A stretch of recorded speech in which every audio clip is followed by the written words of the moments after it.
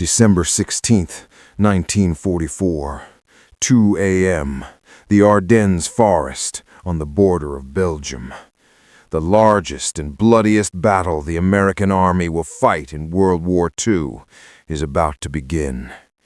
The silence over the snow is a lie. The air smells of frozen pine and hot steel. Hitler's war machine has concentrated its last and best forces here. 500,000 soldiers, thousands of heavy armored vehicles, including the dreaded Tiger and Panther tanks. Operation Wacht am Rhein is the Third Reich's final gamble. The German command is certain of victory. The Nazi iron fist is ready to crush the American lines, isolate the troops in the snow, and push the Allies back to the ocean. American infantry freeze in the trenches, poorly equipped, without air support because of the blizzard. 80,000 American boys waiting for a meat grinder. The tension is so thick you could cut it with a bayonet. And at this exact moment, when history holds its breath before jumping into the abyss, the impossible happens. 15 kilometers behind the American front line, the night sky begins to distort. The air vibrates like heat rising off melted asphalt, but it glows with a sickly purple light.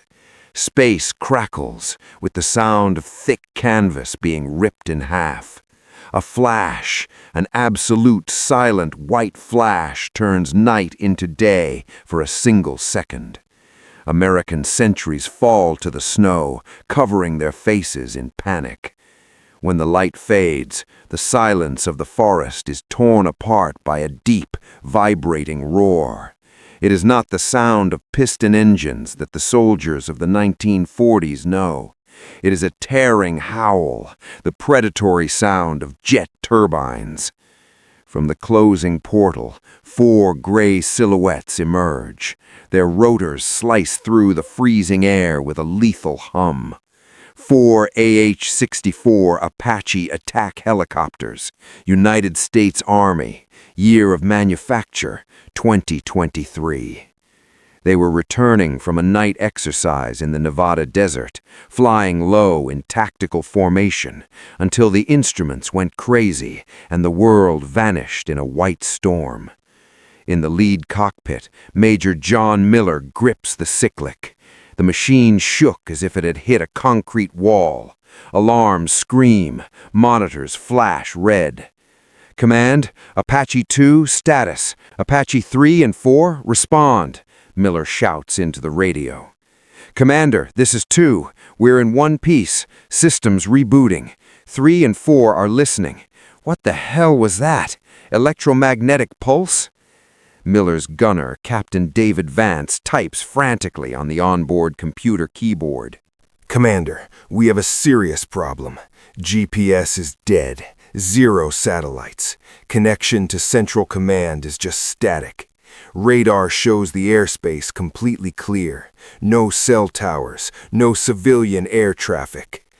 Miller looks at the multifunction displays. Turn on the thermals. Find out where we are. Vance activates the TADS targeting system. On the monitors, the cold contours of the Earth appear. Snow, trenches, and tens of thousands of thermal signatures of men sleeping on the frozen ground, and armor. I see armor, a lot of it, but the silhouettes are wrong. Vance squints at the screen. They aren't our Abrams, and it's not modern Russian gear. Commander, those look like Sherman tanks down there. And further east, a massive concentration of German tanks, Panzer IVs and King Tigers. Miller freezes. He looks at the backup electronic clock on the panel, which synchronized with the Earth's magnetic field before the total failure. Vance, what is today's date? The system responds. December 16th. What year, Dave? Vance swallows hard. 1944. The shock lasts exactly 30 seconds. 8 crewmen from the future understand the nightmare. They have fallen through time, right into the epicenter of the Battle of the Bulge, hours before the Nazi attack. No communication with home, no rescue. 8 men and 4 machines of war against the deadliest armored force in human history. Let's compare the technology. An 80-year gap on the battlefield is not an advantage. It is an absolute slaughter. The Nazi war machine of 1944, the Tiger II, 150 millimeters of armor, an 88 millimeter gun capable of destroying any American tank from 2 kilometers away.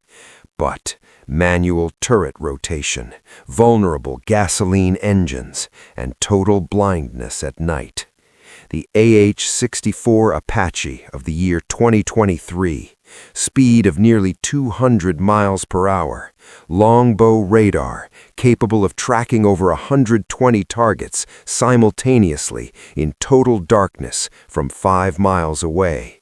Thermal cameras that turn night into day, a defensive system that makes the helicopter immune to small arms fire, and the armament, a 30-millimeter automatic chain gun under the nose, tracking the pilot's eye movements, and the main event, Hellfire missiles, laser-guided, 5-mile range, a warhead that melts 1,000 millimeters of steel like wet paper. A single Apache has the firepower of an entire artillery regiment. But there is a fatal limitation: ammunition. Each Apache carries 16 Hellfire missiles, 64 missiles in total, and the Nazis have over 1,000 tanks advancing through the snow. They cannot win this war alone. Every single missile must find a target. Squadron, attention. Miller's voice sounds cold over the radio. Maximum stealth mode, 100 feet altitude. Use the terrain of the forest. We are going hunting. 5:30 in the morning. The German artillery barrage destroys the silence of the forest.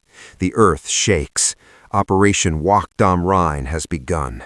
The elite of the SS Panzer divisions start their engines.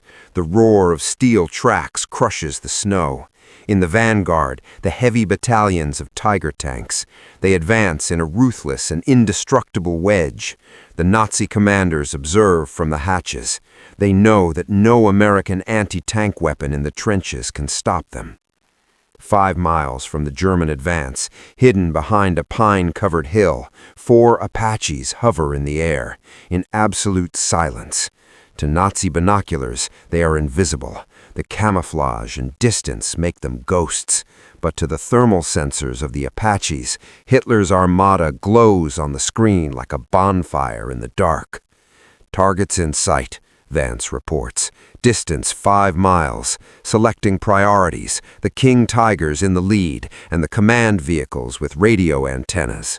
Squadron, lock targets, weapons free, Miller orders. The gunners' fingers squeeze the triggers. Lasers paint the steel chests of the Nazi monsters. Fire. With a deafening hiss, the Hellfire missiles tear off the helicopter rails. The spears of fire accelerate to Mach 1.3, leaving a trail of pale smoke in the freezing air. Flight time is just 12 seconds. On the German front line, the order is perfect. SS Colonel Joachim Peiper advances in the lead tank, confident in the carnage to come. Suddenly, hell opens up. Without the whistle of falling artillery shells, without flashes on the horizon, just the impact. The King Tiger advancing to Peiper's left, the pride of German engineering, instantly turns into a ball of plasma and twisted steel. The 15-ton turret is hurled 100 feet into the air, ripped off by the detonation of its own internal ammunition. The Hellfire warhead evaporated the frontal armor. Peiper can barely raise his hands before another Tiger explodes to his right, and then the command tank behind him. In 20 seconds, 16 of Nazi Germany's heaviest and most advanced tanks simply cease to exist, pulverized by an invisible, divine force. Attack! Ambush! From where? Piper screams into the radio, but the radio only brings the screams of other commanders burning alive. There is no American artillery in sight. The planes are not in the sky. Death reigns from nowhere, from a distance the tactical mind of 1944 cannot comprehend. Panic takes over the German headquarters. The Americans have a secret weapon. Our tanks are evaporating before they even see the enemy. The Nazi generals demand that the Air Force, the Luftwaffe, find the hidden artillery. Messerschmitt fighters take off, but the Apache's radars detect them from dozens of miles away. The helicopters from the future simply descend to tree level and hide behind the hills. The high-flying Nazi piston fighters physically cannot find camouflaged machines crawling along the ground. Terror spreads. The German advance stalls in the very first hours. The SS tankers, who thought themselves intouchable gods, refuse to advance through the snow. But Major Miller knows the truth. Half of their missiles are already gone. The jet fuel is on reserve. They need a base, and they need to speak with the American Army of 1944. The Apaches cross the front line and land in an open field right behind the American headquarters in Bastogne. Soldiers of the 101st Airborne Division run through the snow, aiming their M1 Garand rifles at the metal monsters. There are no classic white stars of the Army Air Forces that they know, only matte gray paint and angles that look like alien spacecraft. They stare at the machines in pure dread. "Halt right there! Identify yourselves!" a sergeant yells. Miller opens the cockpit door, cold air rushing into the cabin. He takes off his modern helmet. On the sleeve of his flight suit, the flag of the United States. "We're Americans, Sergeant. Take me to General McAuliffe. We need to talk." Inside the general's bunker, the collision of eras happens. Miller opens his illuminated electronic tablet on the paper map table. The 1944 officers stare at the glowing screen as if it were witchcraft. The pilots from the future show the exact position of the entire Nazi army. They reveal where Hitler's supplies are hidden. They tell them about the victory in 1945. General McAuliffe doesn't ask about time travel. In Bastogne, surrounded by snow and death, military pragmatism is the only thing that matters. "Can you break their tanks?" the general asks. "We have already decimated their vanguard, sir, but we are out of aviation fuel. If your engineers can adapt our mixture with what you have, we will be the knife at the throat of the Reich." The general nods. American mechanics from 1944 and pilots from 2023 work like crazy in the snow. It is an absurd mechanical risk. The turbines spit black smoke, but they work. The American retaliation reaches its climax on January 12th, where the German panzers try to break the final lines. The snow melts with blood and fire. American Sherman tanks are being destroyed by the range of the Nazi guns. And then the four gray beasts rise above the pine canopy. They have no more guided missiles. The mathematical precision of long distance is gone. They have to go into a street fight. The Apaches dive on the Nazi tanks like hawks. The 30mm chain guns, firing 600 rounds a minute, begin to sing. The rain of armor-piercing rounds shreds the top armor of the Panther tanks as if they were tin cans. German engine compartments explode in flames.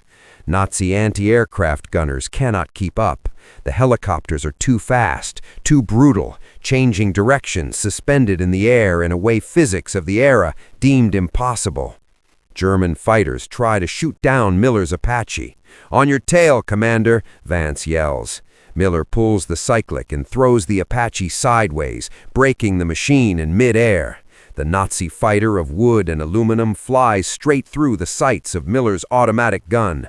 A 3-second burst shreds the German plane in the sky over Belgium. American soldiers in the snow trenches scream in delirium. Wingless vehicles killing airplanes. But war extracts its price from the future. A 37mm flak anti-aircraft round tears through the tail rotor of Apache No. 4. Fire illuminates the gray sky. The 21st century machine spins out of control and crashes violently into the trees, reducing $70 million of modern engineering to a ball of scrap in the snow. The crew survives the crash and is rescued by a platoon of American paratroopers under heavy fire. The remaining 3 Apaches empty the very last rounds of their guns over the Nazi columns. The Nazi panic becomes absolute. Believing the United States had created the ultimate weapon of the apocalypse, Hitler's army breaks formation and flees, abandoning their tanks in the snow. The German attack failed. The Nazi army was obliterated. The Battle of the Bulge, which was supposed to last for weeks of massacre, ends in a brutal enemy collapse. American casualties, which in our timeline were 80,000 dead and wounded, were reduced to a fraction of that. And what remained in this alternate history? The 3 surviving Apaches were locked in top-secret underground hangars in the Nevada desert. The reverse engineering of the turbines and radars put the United States 40 years ahead of the rest of the world during the Cold War.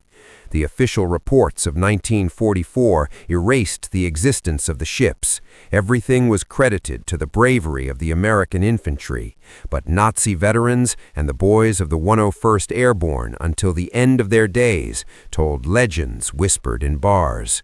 The legend of the 4 gray metal gods that had no wings but spat the fury of hell over the Ardennes. Modern weapons won the battle, but it was the men in the cold cockpits who decided history. And you, what modern military machine would you send to which past war? Leave your tactical delirium in the comments, and we will make the world burn in the next story. Subscribe and prepare for the next strike.